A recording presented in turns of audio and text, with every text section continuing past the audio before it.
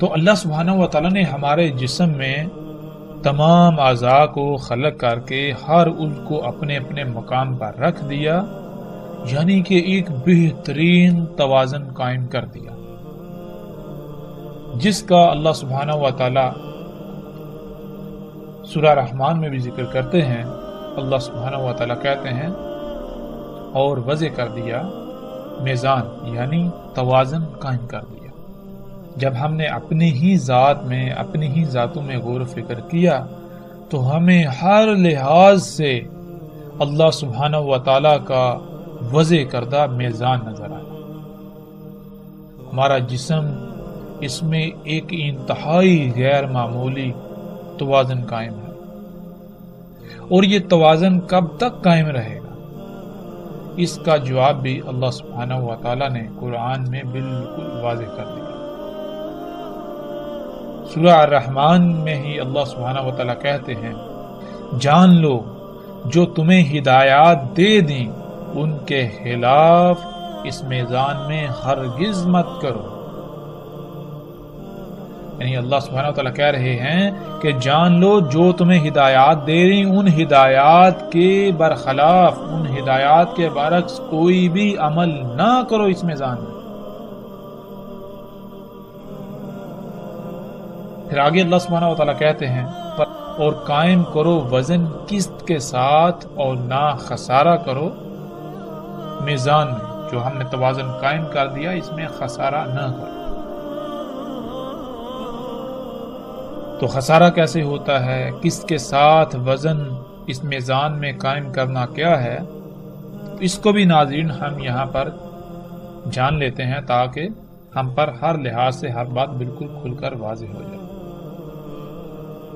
مثال کے طور پر صبح ہم اٹھتے ہیں، کھانا کھاتے ہیں، اس کے بعد کام کرتے ہیں، تو کیا ہوتا ہے، جسم کو کھانا کھانے سے جو قوت حاصل ہوئی تھی وہ آہستہ آہستہ ختم ہو جاتی ہے۔ وہ قوت ہم نے صرف کر دی، استعمال کر دی، کم ہو۔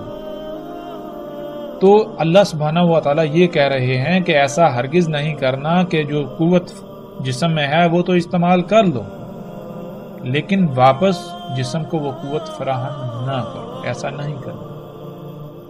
قسط کہتے ہیں، مثال کے طور پر ایک ترازو ہے، اس کے دو پلڑے ہیں، دونوں پلڑوں میں برابر برابر وزن کی اشیاء رکھی ہوئی ہیں، تو اگر آپ اس کے ایک پلڑے سے کچھ اٹھاتے ہیں تو وہاں اتنا ہی وزن دوبارہ رکھ دینا تاکہ وہ جو میزان ہے، جو توازن ہے وہ برقرار رہے، توازن بگڑے نہ۔ تو اللہ سبحانہ و تعالیٰ نے جو ہمارے جسم میں میزان قائم کر دیا، ہم نے قسط کے ساتھ اس میزان کو قائم کرنا، یعنی اپنے جسم میں جو کچھ استعمال کرنا ہے واپس اس جسم کو اللہ کی ہدایات کے مطابق وہ فراہم بھی کرنا ہے۔ جب تک خالق کی ہدایات کے خلاف کوئی عمل نہیں ہوگا، تب تک خالق کی ہدایات کے مطابق اس میزان میں عمل کیا جائے گا تو اس میں کوئی خسارہ نہیں ہوگا، کوئی کمی نہیں ہوگی، اور جب ہی ہم نے خالق کی ہدایات کو نظر انداز کیا تو اس میزان میں خسارہ ہو جائے گا۔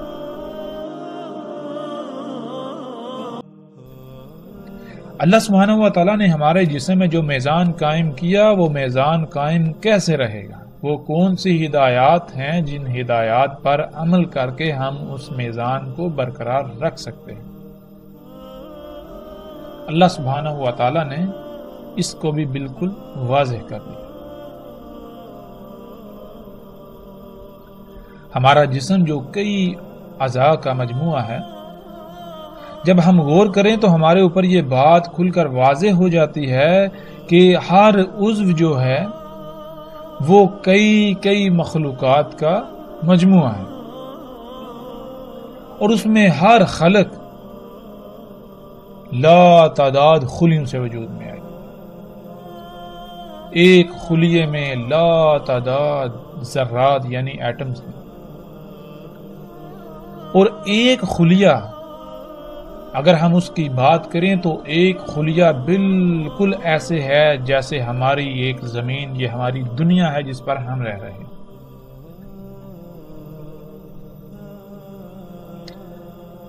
ہمارے ایک خلیے کے اندر پوری ایک ایسی دنیا آباد ہے جس دنیا میں ہم رہ رہے ہیں۔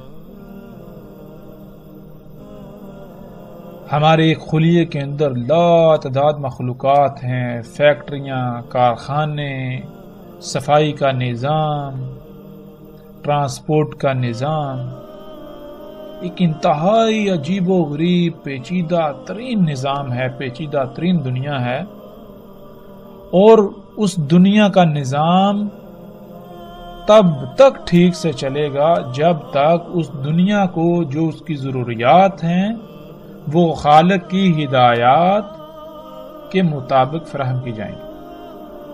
ان ضروریات کی مقدار کیا ہوگی، ان ضروریات کا معیار کیا ہوگا، اس کا بھی علم صرف اور صرف اسی ہی کو ہو سکتا ہے جو اس دنیا کا خالق ہے، اور اس دنیا کا خالق اللہ سبحانہ و تعالی کی ذات ہے۔ ایک خلیہ ناظرین جس کا حجم کیا ہے، اس کا اندازہ آپ یوں لگا سکتے ہیں کہ اگر 10 لاکھ خلیے ایک مقام پر رکھے جائیں تو وہ صرف اور صرف اتنی جگہ گھیریں گے جتنی کی ایک باریک سے باریک تر سوئی کی نوک ہوتی ہے۔ اس سے آپ اندازہ لگا سکتے ہیں کہ ایک خلیے کا حجم کیا ہے، کتنا چھوٹا ہے جسے انسانی آنکھ نہیں دیکھ سکتی۔ تو ناظرین، جب تک اس خلیے کی دنیا میں جو میزان اللہ سبحانہ و تعالی نے قائم کیا وہ قائم رہے گا، تب تک ان خلیوں سے وجود میں آنے والا عضو ہر لحاظ سے مکمل اور وہ اپنے مقام پر رہتا ہوا اپنی ذمہ داری پوری کر سکے گا۔ جب اس طرح تمام کے تمام اعضاء اپنے اپنے مقام پر رہتے ہوئے اپنی بھی ذمہ داری پوری کریں گے تو پورا جسم ٹھیک رہے گا۔ لیکن اگر کہیں بھی بگاڑ آ گیا، کہیں بھی خسارہ ہوا، کہیں بھی کوئی کمی، کوئی کوتاہی، کوئی لاپرواہی ہوئی، کسی بھی مخلوق نے جسم کے اندر یا جسم کے بعد جو کہ جسم کا حصہ ہے اس نے لاپرواہی کی تو جسم میں قائم جو میزان ہے اس میں خسارہ ہو جائے گا۔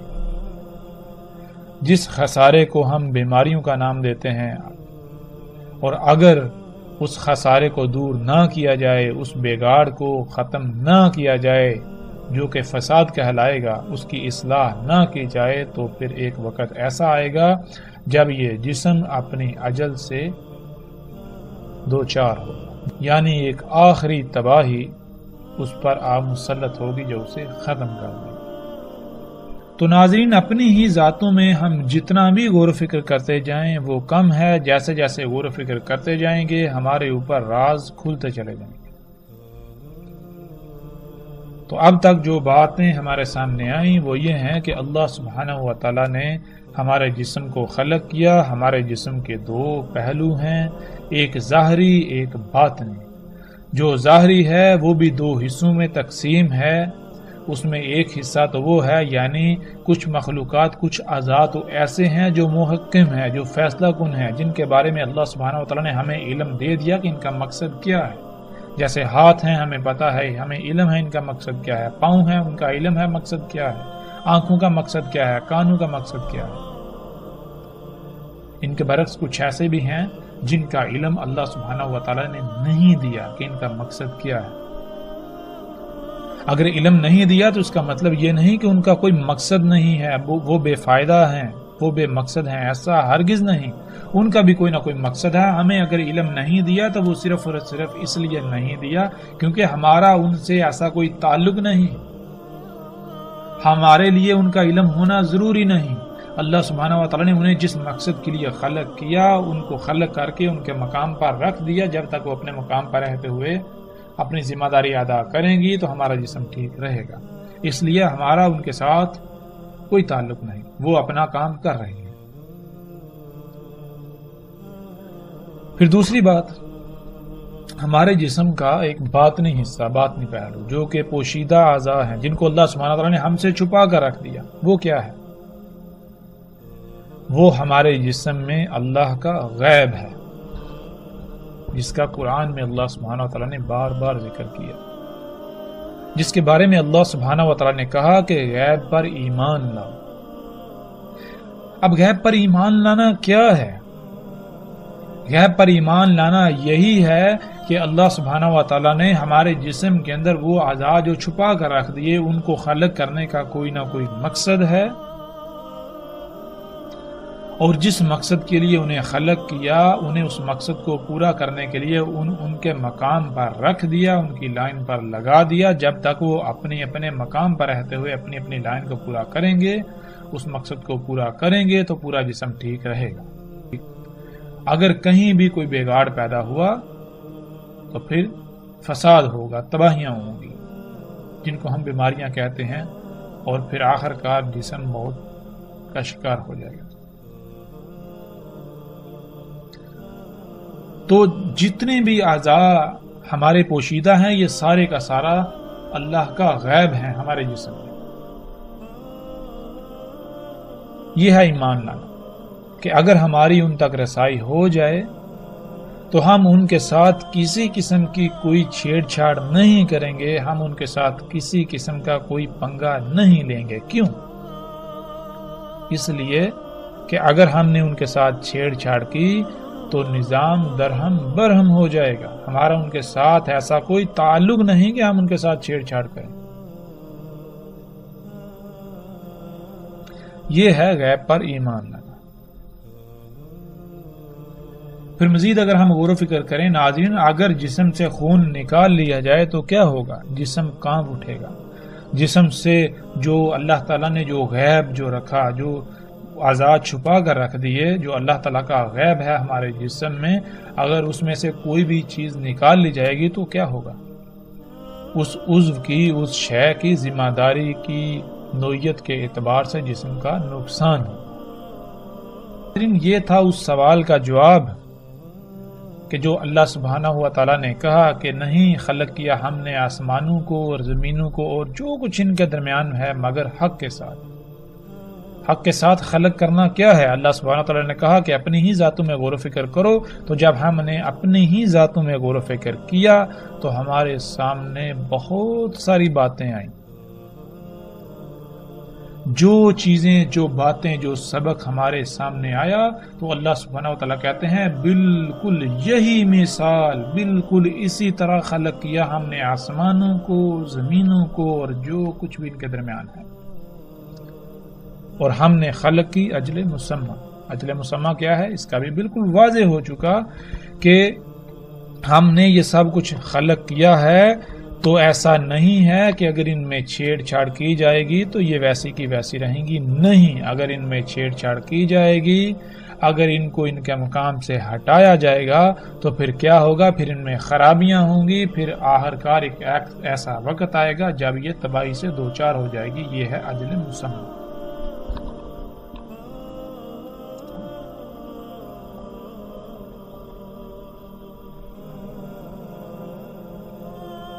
جب ہم نے اپنی ذات میں غور و فکر کر لیا تو اللہ سبحانہ و تعالیٰ پھر بالکل واضح کہتے ہیں، جیسا کہ اس آیت میں ہے، اللہ سبحانہ و تعالیٰ کہتے ہیں اس میں کچھ شک نہیں، تیرا رب یعنی جس نے تجھے خلق کیا اور کسی نہ کسی مقصد کے لیے خلق کیا، پھر تجھے جو تیری تمام کی تمام ضروریات تھیں وہ خلق کر کے مہیا کی، تجھے پروان چڑھایا اور تجھے اس مقام پر لے کے آیا جس مقام پر آ کر تو اس ذمہ داری، اس مقصد کو پورا کر سکے جس مقصد کے لیے تجھے خلق کیا۔ وہی رب ہے تمام کی تمام مخلوقات، یعنی تمام کی تمام مخلوقات کو بھی اسی نے خلق کیا، کسی نہ کسی مقصد کے لیے خلق کیا، اور تمام کی تمام مخلوقات کو خلق کر کے جو جو ان کا مقام تھا سب کو اس کے مقام پر قائم کر دیا،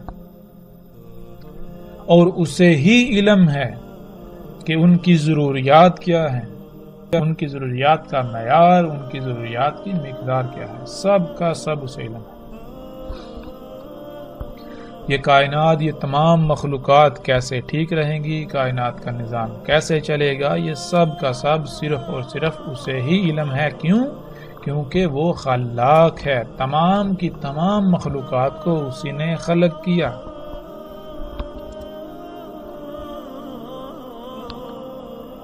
تو یہ تھا ناظرین حق کے ساتھ خلق کرنے کا جواب۔